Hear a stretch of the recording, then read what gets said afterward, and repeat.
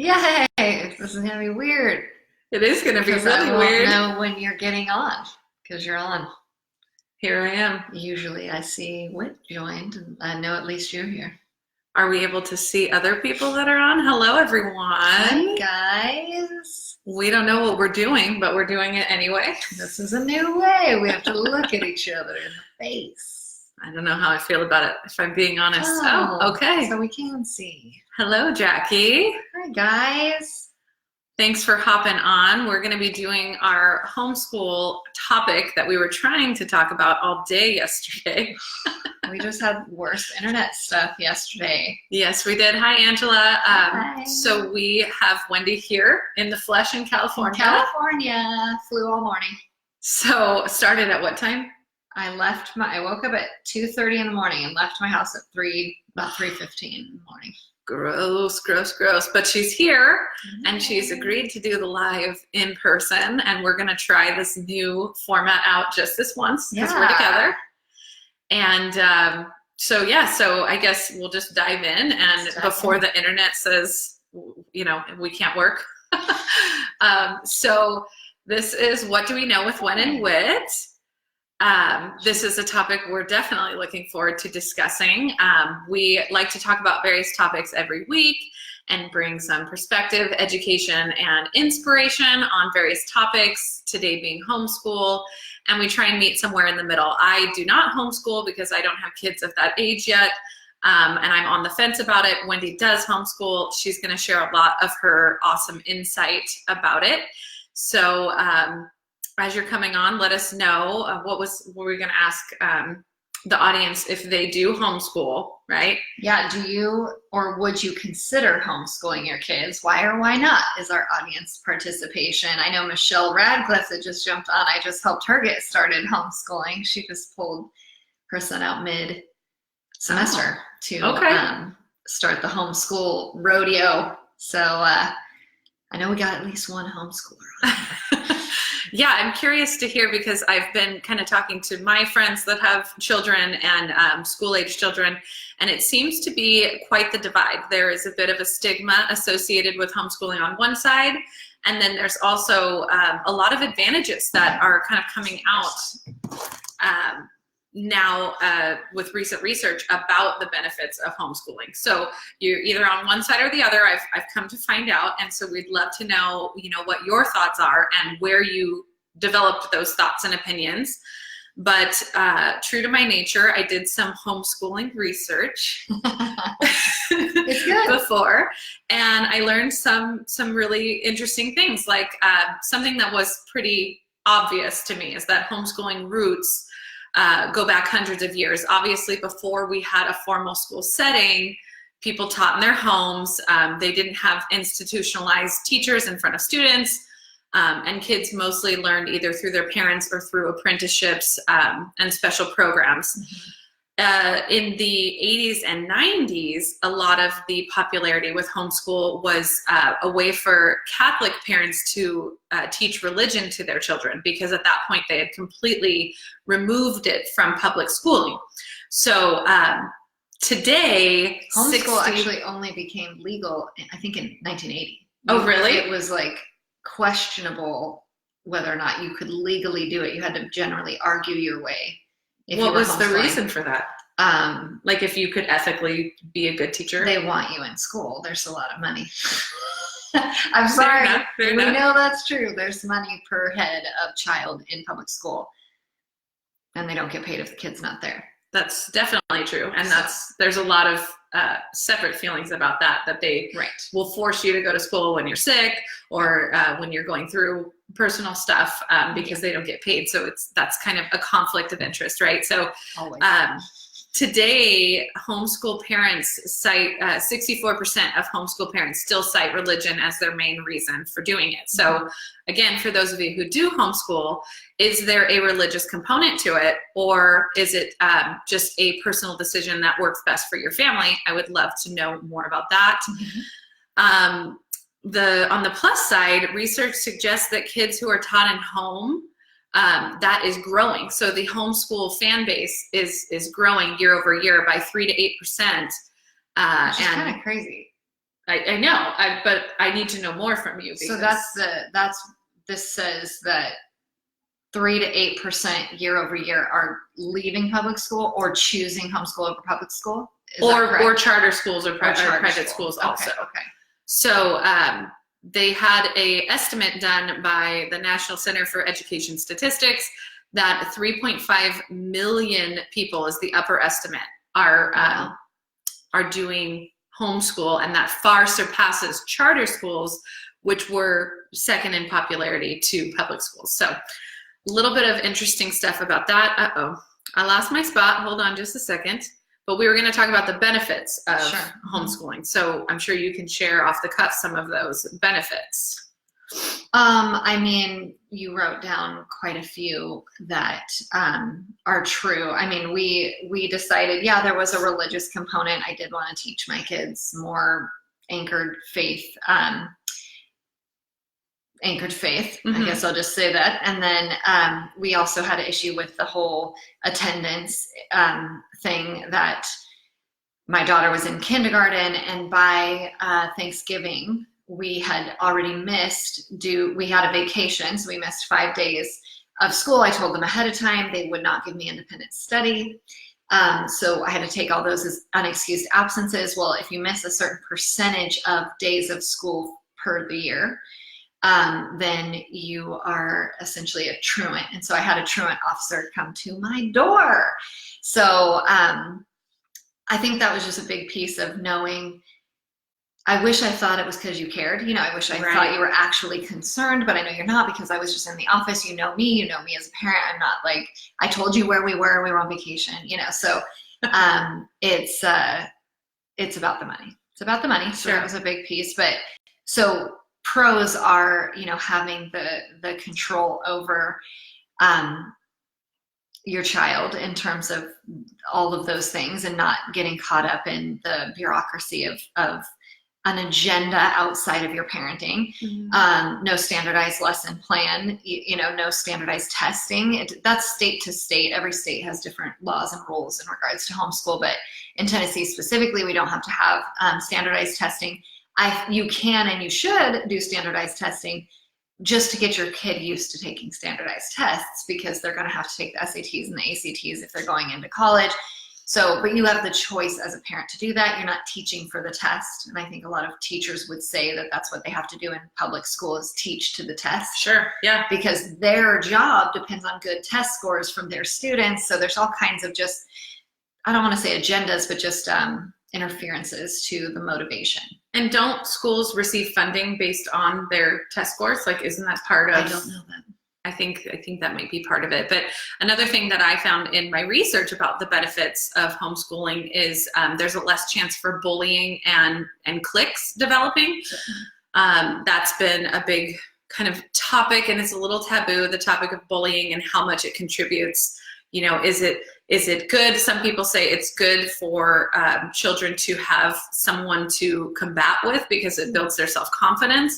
But what's the tipping point for them to? You're going to have that in sibling rivalry. Like you don't need to have a bully in your life. Personal opinion. Sure. And cliques, you certainly. They don't necessarily provide anything of value. So just having that sense of belonging. Homeschool in and of itself would give you that sense of belonging. So you don't have to worry about that as much. And again, we're talking like stigmas versus benefits. People would say a stigma is there's less opportunity for socializing, but you were saying that there's actually more opportunity because it's in different ways, right? I think that stigma comes from, again, the statistic is most people were or are choosing homeschool for religious reasons, which I translate to be a little bit of intentional isolation, intentional separation from the secular student, or the secular world rather. So I think that in a lot of cases, that's pretty specific to the family. And of course, that's not my goal as a homeschool mom. And Michelle and I talked about that when she was going down that road, because she has one child. My kids socialize together. There's co-ops. There's so many different homeschool groups now that you can be plugged in. Homeschool kids can play all public school sports. So there's no reason for you to not be plugging your child into all of the sports that they would normally play, which is where they get a lot of their socialization, learning how to be a part of a team, all of that. Plus they're socializing more as a homeschool kid with adults, which I think is important too, because we're not raising kids, we're raising adults, right? Future adults. So I think that is a total pro of homeschool. And with the onset of social media too, there are a lot of cons to that we've already addressed, but the pros in that is the socialization aspect for kids and teenagers, young adults. They can definitely connect in like-minded social groups, or they can use WhatsApp, they can use Instagram or whatever is the popular app these days to communicate. It's not just being in the same classroom that is what creates those relationships, right? So that's also something. We're in a weird world. Talking about, school shootings and stuff, I definitely it's sad that that's even a part of the conversation, but it certainly lessens my anxiety that I know that my kids aren't exposed to that. And, also I know there's a lot less depression and anxiety in your students because you're at home and we're at home in our comfortable environment, our normal environment, which I understand can also be a con, that they're not getting used to being in environments that are not their home or uncomfortable. I make sure that my kids have that exposure as well. You have to be intentional as a parent if you're homeschooling. But also you get to move at the child's pace, which I think is probably the biggest pro. So you're not getting the anxiety of falling behind, or I don't understand, I don't get it, and that stress. And even when Cadence, my daughter, was in just kindergarten, that was the 1 year public school we did, we had about 30 minutes of homework every day, which is insane for kindergarten. Jeez. And it was a fight, it was a battle, because she didn't want to do it. She was in school for 7 hours. I homeschooled for about 4 hours. That's 2 students and a little pre-K little kid. So they're doing less, more work, more subjects that we're covering.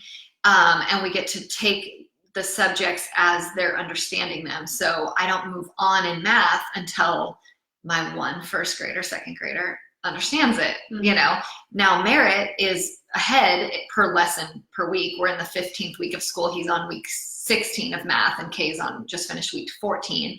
So I can do that because Merritt's getting it faster as a kindergartner. And actually he's in first grade math. So that's the other thing, is he flew through kindergarten math, totally got it. So we started first grade math, and he's technically registered as a kindergartner. So you can do that. Otherwise, that kid would be bored out of his mind in a classroom. He would be trouble because he's acting out, bored. And also he's just a kid that can't sit down. He needs to be constantly redirected back to work and all those things. So I think that's massive pros, is you get to move with the kid. They're not having that anxiety and that pressure. I know Michelle said that's why she wanted to homeschool, because her child I think he was in 4th grade, 5th grade, tons of 1 to 2 hours of homework after they get home. And then he went to football practice. So no family time, exhaustion, just, trying to stay ahead of all of the work that needs to be done. As a random side question, what made you decide to do 4 hours versus 8? How do you know how do you know how much time to allow for your kids? That's how much time it takes us to get through the curriculum for the day. So last year I did probably 2 hours because I was just doing Cadence in first grade, and Merritt, I was off the cuff doing kindergarten with him because he was too young to register as a kindergartner, which is why he's so far ahead now, because I basically did kindergarten with him before he was ready. And you're already doing that stuff with Dylan, Right. So when you're working with your kid at home, they're going to be more advanced. But yeah, that's just the allotted amount. We get through all the subjects and all the curriculum for that day in that time frame. Okay. And so that's just something that you have the master curriculum, and then you break it up, and then that is how you assess how much time you need. We do, all of our subjects, and that's about how much time it takes. We could do it faster than that. if I had to, Wow. I could do a school day in 2 hours.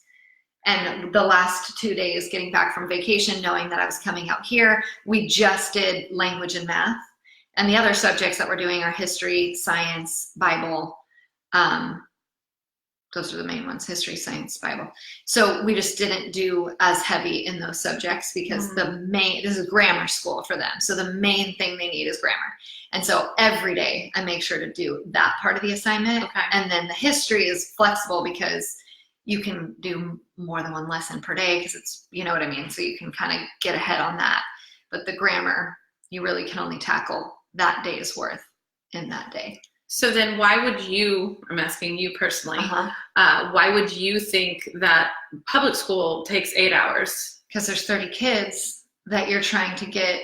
I mean, even Distractions. with my 2 kids doing work, it's constant redirection back to the work. You know, hey, you need to be working on that. Don't get distracted. You need to be working on that. So I only have 2 kids to manage.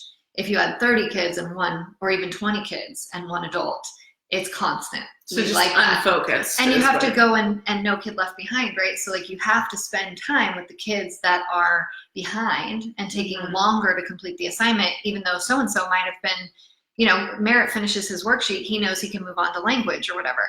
Whereas I have to keep the whole class in language until the slowest person is done. Plus you have recesses, plus you have a long lunch. You know, we do 10 to 2, so 10 to noon. And then we take a lunch, and then we finish up after school or after lunch. Okay. So we're not taking recess breaks, like, because they do recess the rest of the day. You know, it's just a different schedule. Michelle says she does about the same thing. Okay. Interesting. They do a 3-day school week. I do a 4-day school week also. Okay. Instead of a 5-day school week. That's crazy how much time is wasted. Wasted time. In a public setting. They're doing less subjects in... They're not doing Bible, you know, like we do a whole additional subject, and I'm doing it in less time. Right. Half the time and less days. So even less than half the time. And if my kids are sick, they don't just miss out on what was taught that day. We just don't do school that day. Does that make sense? So like they're not falling behind. Like Cadence missed a week of school having the flu in kindergarten. When she came back, she had missed a week worth of learning, and she's now behind. She doesn't understand what everybody's talking about. Anxiety. Yeah, so if you're sick, we just don't do school that day, or we only do the reading parts on the couch where you're not having to write or whatever. We'll just like accommodate so that you're not falling behind. We'll wait until you feel better and pick up where we left off, kind of. Does that make sense? And I'm assuming with homeschool, there's like assessments along the way, so you can gauge. Because I know for me, I would feel a lot of pressure to be like, are they, are they getting this information? Is the content being absorbed? Yeah. Are they on pace? Yeah. I give them math tests, but also you can print out every year what your child's, like what a normal child, quote unquote, whatever that means. Like their milestones or whatever. What they should be able to do. Okay. Like things like make a peanut butter and jelly sandwich on their own and like tie their shoe, you know, like these sorts of things that they should be able to do that by the end of kindergarten and stuff like that. So you do have the opportunity to get those assessments and just assess your own child. But the big piece learning, I totally recommend going to, I love this feedback, Michelle. Yeah. The conferences, homeschool conferences. Okay. I mean, life-changing for me. Just having the being affirmed that you are the parent. No one cares more about your child's education than you do. And a lot of people feel ill-equipped as the parent, as do I. I'm not a teacher, right? But the curriculum does the teaching. You are the facilitator. And ideally, you're teaching your kids how to be self-directed learners so that by the time they're in junior high and high school, you're not teaching them, they're teaching themselves, if that makes sense. You're facilitating the education. So the conferences gave me confidence to just understand that public school is forcing you towards an average where in reality, every child developmentally is going to be able to read like as an adult by age 13. So even if at age 10, they're struggling to read, by the time they get to 13, they're going to have caught up. Like, so you don't need to force them towards the average for that grade. You just need to work with them where they're at not foster that anxiety and pressure, because you want them to want to read, you want them to want to learn. So you don't want to put that out of pressure. So those sorts of things gave me the freedom to be like, okay, you know, this Cadence is not as strong of a reader as her best friend who's in the same grade in public school. Okay. But it's just child to child. It's not public school. And Cadence is actually closer to average, and Kinley is above like average. second, or she's reading at like a fourth grade level. Okay. So you have to recognize, like, okay, it's comparison again, right? Like we get freak out. So Jackie asks, what program do you use? I assume you mean curriculum. I started, and this is what I referred Michelle to as well, which she did go with. I like Sunlight curriculum. There's kind of 5 different schools of thought in homeschool. Do you want your homeschool environment to look just like traditional school? Do you want your, like there's unit studies where, let's say you're learning about pyramids and history, well, your artwork is going to be about pyramids, and you're going to study hieroglyphics in your language, like where everything is tied together. That's called that's called unit study approach. Okay.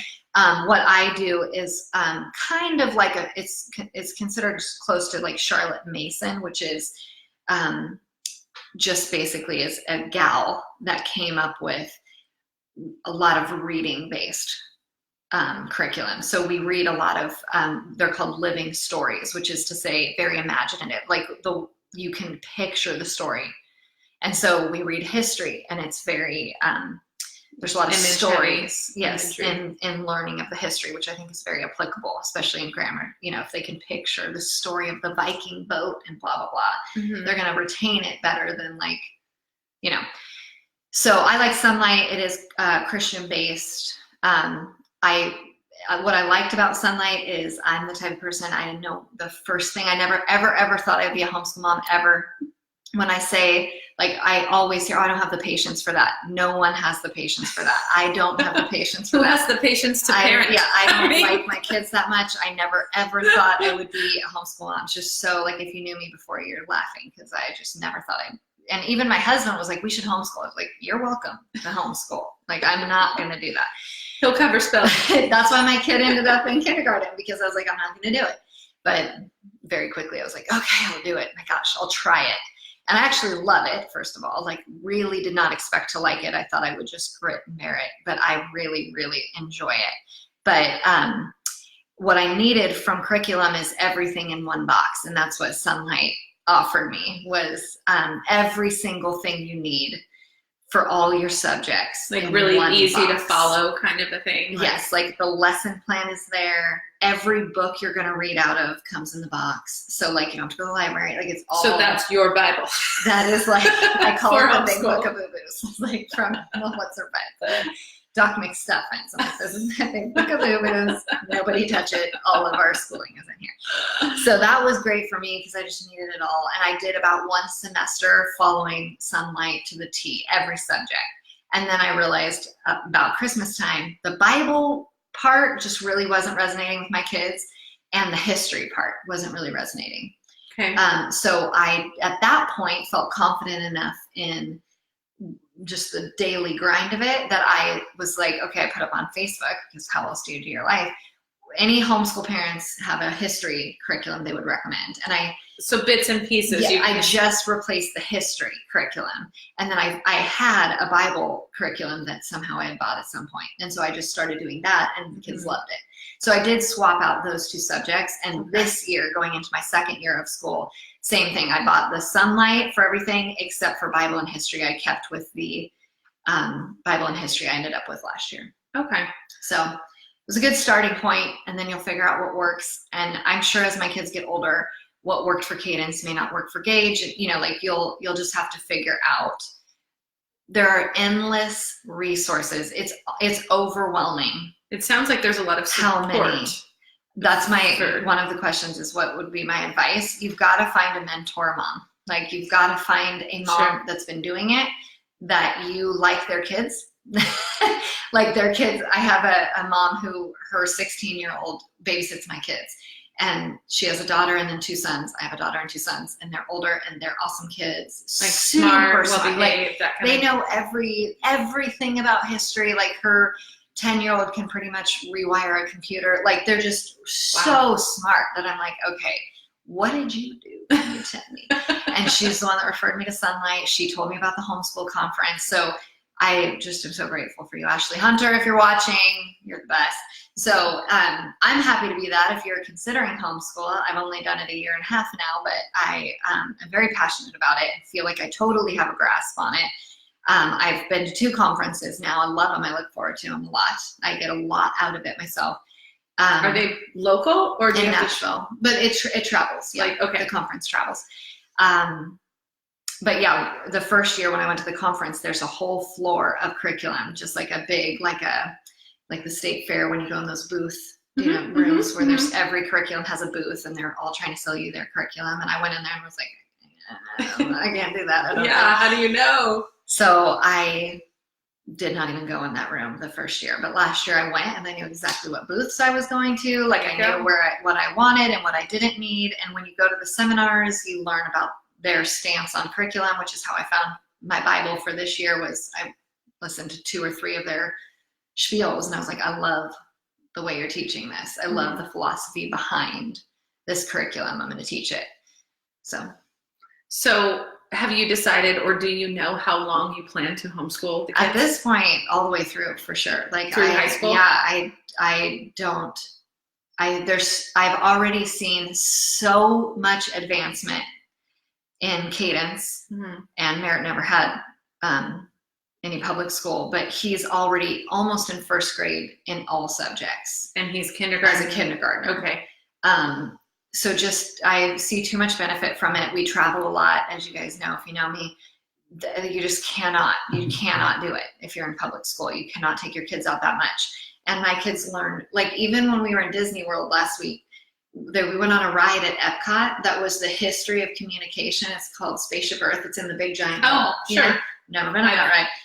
But Merritt was able to connect, like, from like early humans all the way to TV and radio development. Like, you go through the ride of all the communication developments of like the Greeks and Romans and making like where our letters kind of a thing, like starting at that. And we learned all that last year. So for him, which is exciting for him, probably. Oh yeah, he was like seeing it as we were going through. Oh my gosh, there's the Greeks, there's the Romans. We learned about that. We learned about hieroglyphics. Like. That's so cute. Oh, that's the rewarding part as a parent, where I'm like, have the patience, like, find the patience, because those moments are so cool. And you're like, I taught you that. And I, quite frankly, did not know it. I'm learning. Right. I feel like Billy Madison, because I'm like, going to school again. Grade, I'm like, this is cool. School. Like, I'm learning so much and retaining so much more, learning alongside the kids.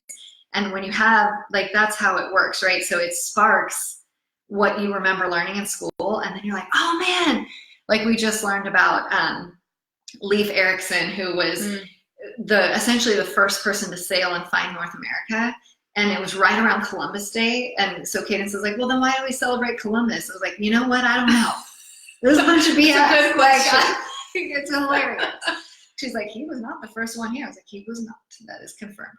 But it's just funny to be like, learn that as an adult and recognize, like, you know what, I don't have an agenda. I'm not pushing any sort of like public, I want you to think this way kind of thing. It's like, oh yeah. I saw this meme, and it totally resonated with me about a public school setting where when you would read aloud in classrooms, and I'm not saying that's a bad thing, but you would like do a head count of like how many people are before you and see what paragraph you were to read. And then like start rehearsing it so that you don't mess it up when you read it out loud. And then I realized in doing that I was not focused on what was being read. I wasn't focused on the people before me. I was only focused on don't mess up that. So that goes to show not only was I not retaining the information, but I also had a lot of anxiety around that scholastic setting. And maybe not everybody feels that way, but I'm pretty sure it was made a meme because it was like, everybody counted out what paragraph they were going to read, right? If that was one of you, let me know in the comments if you were one of those people. So the last question that I'll ask, because we're getting close to wrapping it up, is do you think that homeschool is the best option for everyone? Or what would be like the criteria you would maybe have someone go through to see if they wanted to homeschool for their kids? You guys, this is like personal opinion for sure, right? Totally. Like I can't, you may very much disagree with this. My opinion is it is the best option for the student. It may not be the best option for the family, just depending on schedules. If you're a working parent, those are mainly the or, yeah, if you feel like you can't do it. But I just want to empower you that you can. Stop telling yourself lies. You totally are capable. And the truth really is that you are, as the parent. I mean, I have a girlfriend who is in the principal's office often with her son who has ADHD and is needing to be medicated because he has to be medicated to be in the classroom. And she doesn't like medicating him. She doesn't medicate him on the weekend. But she doesn't have any options. Yeah, right? I mean, you're backed up into a corner, and I'm like, you're the one that's wanting to. You're in the principal's office all the time because you are advocating for your child, which is to say, you care more about your child's education than the teacher does. Right. You are more qualified as their parent because you care the most, period.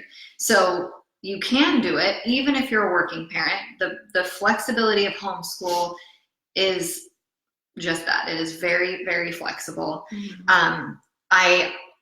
It's easy for me to say because I don't know if I would be as inclined to start homeschooling if my kids were older. I had the privilege of starting my kids in grammar school, which I knew when I was starting, I was like, I can handle first grade. Like basically out the gate. Yeah, like I knew I can handle that.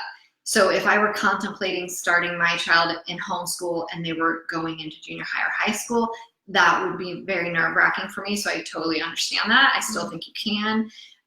But they've already been established in the public school, mentality. So that would probably come with its own set of challenges, but there's lots of resources to navigate that as well.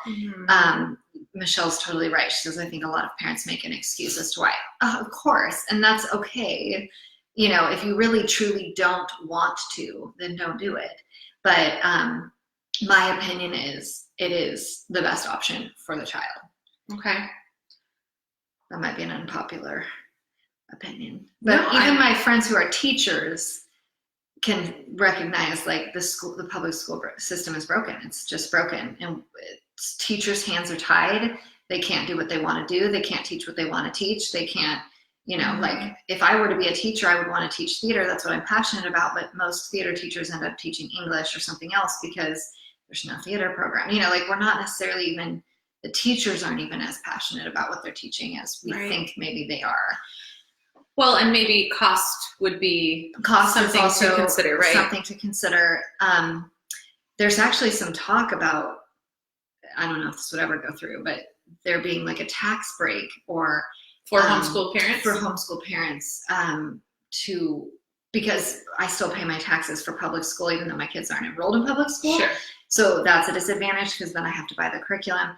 But you can buy the curriculum very cheaply.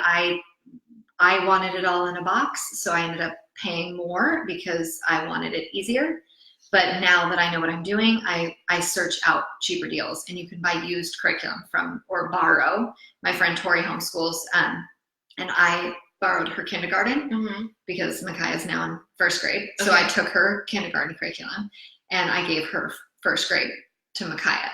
Okay. The subjects that we were done with because Kay is not, I don't have a first grader technically right. So you can do that, swap it out with a parent who's on your same track. So you can do it really affordably if that's an obstacle. What would you say is like an estimated cost for, I mean, I know you had a more all-inclusive, but just to give an idea of how much that would cost. I try to budget $150 to $200 a month for homeschool costs, and that's like including field trip stuff, which you're going to pay those things. I paid a lot in fundraising for that year that Kay was in school. Like I'm paying my taxes, but I'm also being asked to fundraise every single month. And so I was buying a lot of crap and stuff that I don't care about. I'd rather be buying a curriculum.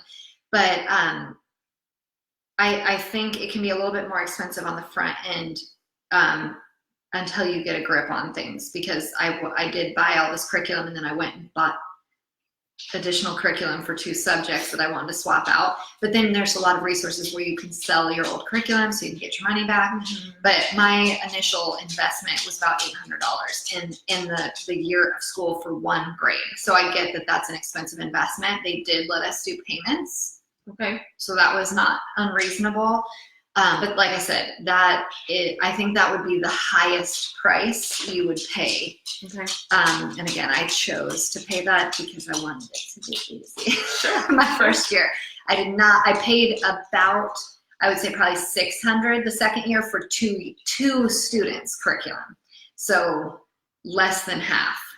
And you can also, as you create that community of homeschool people, you're swapping and trading, selling and such. So okay. Interesting. Well, if any of you I could guys talk a lot more about this. have any more questions that we didn't cover, or concerns, or something specifically on the stigma side of things, that's like kind of where I have had a lot of my thoughts. Is all the stigmas. We kind of address the stigmas when we address the pros. To every pro there's a stigma associated with it. But if you have any questions, Wendy does look at these lives after, so do I. We'd be happy to share our opinions, thoughts, what we know about those subjects. As always, it's what do we know with Win and Wit, so it's what we know. We don't know everything. I certainly don't know a single thing about homeschooling, but I thought this was really interesting. Yeah, I mean, some of my questions have been answered, so cool. I think doing this live next to each other was really cool. I wish we lived closer, but for now, we're going to hop off, and we hope you guys have a great rest of your Thursday. We'll be back next week, separate places, on Wednesday. And I think we were going to talk about childbirth. Because that's a doozy. I'm going to have to go through that Make again. sure you get your husbands to watch, because that's going to be relevant to them. All right, have a good day, you guys. Bye.